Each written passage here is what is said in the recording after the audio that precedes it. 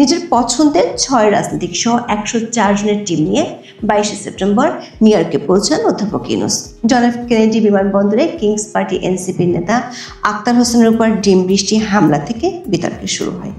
এরপর 104 সদস্যের বিশাল লঞ্চবহর নিয়ে যাওয়া নিয়ে ওঠে প্রশ্ন। এই প্রশ্ন ওঠার যৌক্তিক কারণ হলো জাতিসংঘের অধিবেশনে কোনো দেশের পক্ষে সর্বোচ্চ 7 জন অংশ নিতে পারে।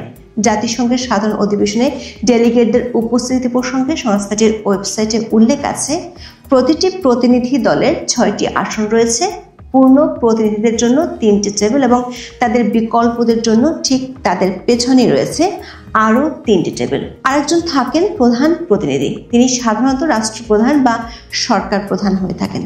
26 সেপ্টেম্বর অধ্যাপক ইউনূস যখন ভাষণ দিচ্ছিলেন তখন দেখা গেছে অধ্যাপক ইউনূস ছাড়া বাকিরা হলেন 3 মিত্র দলের 6 রাজনীতিক। ফলে প্রথমবারের মতো দেশের ইতিহাসে দেশের সরকার প্রধান বক্তব্য দেওয়ার সময় পররাষ্ট্র মন্ত্রণালয়ের কেউই প্রতিনিধি টেবিলে জায়গা পাননি। তবে এসব বিতর্ককে ছাড়িয়ে 27 সেপ্টেম্বর নতুন বিতর্ক দেখা দিয়েছে। সেটি হলো যুক্তরাষ্ট্রের প্রেসিডেন্টের সাথে অধ্যাপক ইউনূসের ছবি বিতর্ক।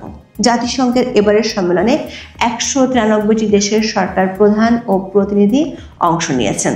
তাদের সম্মানে যুক্তরাষ্ট্রের প্রেসিডেন্ট ডোনাল্ড ট্রাম্প একটি নৈশভোজের আয়োজন করেন। শ্রীলঙ্কার প্রেসিডেন্ট অনুরাগ কুমারা দেশনায়কের একটি টুইট থেকে আমরা জানতে পেরেছি গত 23 সেপ্টেম্বর নিউ ইয়র্কের মেডিসন অ্যাভিনিউর লোট্টে নিউ ইয়র্ক প্যালেস হোটেলে প্রেসিডেন্ট ডোনাল্ড ট্রাম্প ও ফার্স্ট লেডি মেলানিয়া ট্রাম্প এই নৈশভোজের আয়োজন করেন।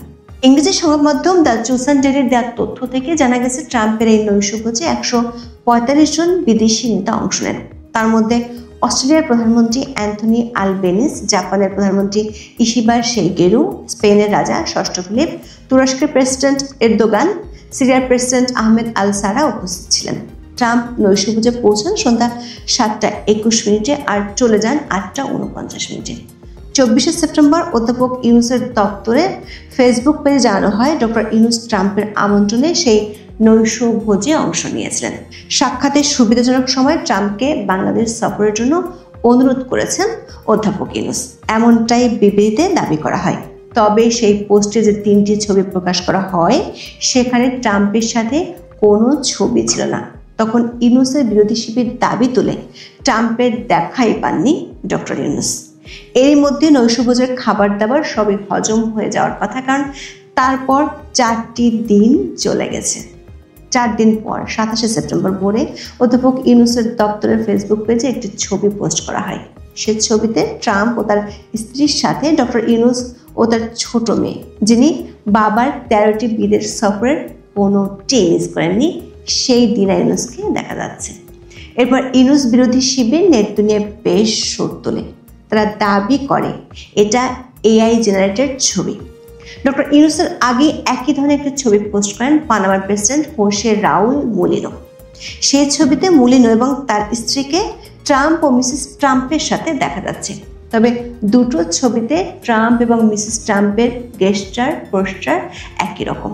বিশেষ করে ট্রাম্প থাম্ব আপ দেখাচ্ছেন।